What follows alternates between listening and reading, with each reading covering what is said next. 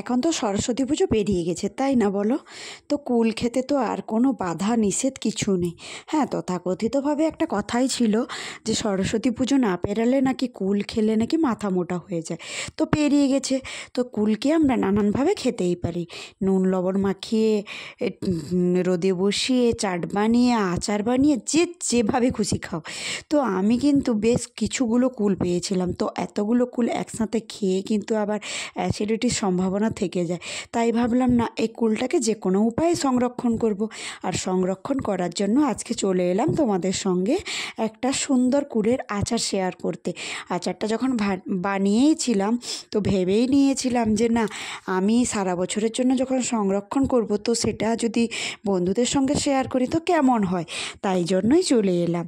তো দেখো, আমি কিন্তু প্রথমে বেশ কিছুগুলো শুকনো লঙ্কা, আমি যেহেতু লঙ্কা খেতে পারি না, তাই অল্প পরিমাণ লঙ্কা কিন্তু আমি শুকনো খোলায় ভেজে নিয়েছি। ভেজে কিন্তু একটা বাটিতে করে নামিয়ে রাখলাম। নামিয়ে রাখার পরে বেশ খানিকটা জিরা, এখানে প্রায় 100 গ্রাম মতো জিরা ছিল, আর খানিকটা কালো সরিষা, মানে রাই সরিষা যেটাকে বলা হয়, ওটা কিন্তু শুকনো খোলায় একটু নাড়িয়ে নিলাম। বেশি আবার নাড়িয়ে নিলে ওটা কিন্তু একটু তেতো ভাব ধরে যাবে মশলাটা, তাই জন্য আমি অল্প একটু জাস্ট গরম করে নিয়েছি। রোদ থাকলে না, রোদে দিয়ে গুঁড়ো করতে সবচেয়ে সুবিধা হতো, কিন্তু না, আজকে আমাদের রোদ ছিল না, তাই জন্য। আর আমি কিন্তু এখানে প্রায় 600 গ্রাম মতো চিনি নিয়েছিলাম। আর চিনিটা যাতে গুঁড়ো করতে সময় লাগবে, আর আমার হাতে এতটা সময় ছিল না, তাই অল্প জল ঢেলে নিয়েছিলাম। আর এদিকে কড়াইতে অল্প পরিমাণ, খুব বেশি হবে 200 গ্রাম মতো সর্ষের তেল কিন্তু গরম হতে বসিয়ে দিলাম। তারপরে চলে গেছিলাম ওই যে শুকনো খোলায় নেড়ে নেওয়া মশলাগুলোকে মিক্সিংয়ে গুঁড়ো করতে। তো মোটামুটি গুঁড়ো করে নিয়ে চলে এসেছি। এই যে এরকম একটা শুকনো গুঁড়ো তৈরি হয়েছে। আর সত্যি বলতে কি, গুঁড়োটার কালার দেখে না সত্যি জিভে জল চলে আসছে, এরকম ব্যাপার। তারপরে তেলটা এসেই দেখি গরম হয়ে গেছে, আর গরম হওয়ার সঙ্গে সঙ্গে আমি 2-3 চামচ ফোড়ন ছড়িয়ে দিলাম। ফোড়ন ছড়িয়ে দেওয়ার পরে খানিকটা হলুদ দিয়ে দিয়েছিলাম তেলের মধ্যে। হলুদটা যদি তেলের মধ্যে না দিই, তাহলে আবার এটা কিন্তু হলদে গন্ধ করবে, মানে হলুদ হলুদ একটা গন্ধ ছাড়বে। তাই জন্য হলুদটার গন্ধ কাটানোর জন্য আমি কিন্তু তেলের মধ্যে হলুদটা দিয়ে দিয়েছিলাম।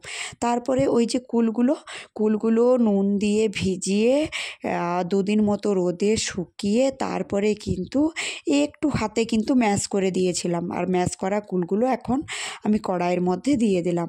দিয়ে একটু নাড়াচাড়া করে কিন্তু বেশ খানিকটা লবণ ছড়িয়ে দিলাম, কারণ যখন আমি রোদে দিয়েছিলাম তখন কিন্তু খানিকটা লবণ, মানে কি বলবো, সূর্যের তাপে লবণের যে ইয়েটা নষ্ট হয়ে গেছে, তাই। তারপরে বেশ খানিকটা কুলগুলোকে নাড়াচাড়া করার ফলে কুলগুলো কিন্তু অনেকটাই খুন্তির সাহায্যে ম্যাশ করা হয়ে গেছে। আর আমি তো আগেই বললাম যে আমি হাত দিয়ে বেশ কিছুটা ম্যাশ করে রেখেছিলাম। তারপরে ওই যে চিনিটাকে অল্প একটু জল দিয়ে একটু শিরা টাইপের বানিয়ে রেখেছিলাম, ওটাই কিন্তু ঢেলে দিলাম। যদি কেউ পারো তাহলে চিনিটাকে একটু ঘাঁটিয়ে নিও। আমি কিন্তু আর ঘাঁটাইনি, কারণ কি জানো তো, আমি যখন এটা বানাচ্ছিলাম তখন প্রায় 10:30 মতো বেজেছিল। আর তার মাঝখানে আমাদের খাওয়া দাওয়া, ঘুমানো সব কিছু ছিল। পরের দিন সকালে ছেলের স্কুল থাকে, ওই জন্য একটু তড়িঘড়ি করেই করছিলাম। তারপরে ওই যে চিনিটা দিয়ে সুন্দর করে নাড়তে নাড়তে বেশ সুন্দর একটা আঠালো মতো হয়ে এসেছে। আর সেই সঙ্গে চিনির গায়ের জলটা কিন্তু নাড়াতে নাড়াতে অনেকটাই শুকিয়ে গেছে। আর বেশ সুন্দর চিটচিটে একটা আচার, চিটচিটে যেমন হয় সেই মতো একটা পাক ধরে এসেছে। আর পাকটা ধরার একদম শেষে আমি কিন্তু ওই যে গুঁড়ো মশলাটা করে রেখেছিলাম, ওই মশলাটাকে ছড়িয়ে দিলাম। মশলাটাকে ছড়িয়ে দেওয়ার পরে কিন্তু আমি প্রত্যেকটা কুলের গায়ে যাতে মশলাগুলো লেগে যায় সুন্দর করে, ইভেন ভেতরেও ঢোকে, তাই জন্য কিন্তু আমি সুন্দর করে এই কুলগুলোর সঙ্গে গুঁড়ো মশলাগুলোকে মাখামাখি করছিলাম। তোমরা চাইলে এখানে মৌরি, মেথি এগুলো কিন্তু গুঁড়ো করে দিতেই পারো। আমি কিন্তু বেশি একটা মশলা কুলের আচারে ব্যবহার করি না, তাই জন্য দিলাম না, স্কিপ করে গেছি, বাট তোমরা দিতে পারো। তারপরে হয়ে এসেছিলো প্রায়, আর হওয়ার পরে কিন্তু সেন্টটা দারুণ এসেছিলো। তো এইভাবে কড়াই সুন্দর করে রেখে দিলাম, এখন সারা রাত ধরে থাকবে। তো আজকে আসি এই পর্যন্ত। ভালো লাগলে অবশ্যই